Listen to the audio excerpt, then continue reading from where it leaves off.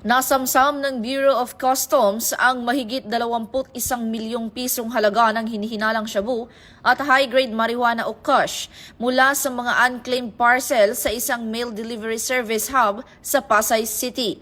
Ayon sa BOC, natagpuan ang mga iligal na droga sa 5 inbound parcel sa Central Mail Exchange Center noong Disyembre 15 ngayong taon. Ang mga kahon ay idiniklarang karaniwang consumer items tulad ng wall lamp, bag, digital disc, merchandise at libro.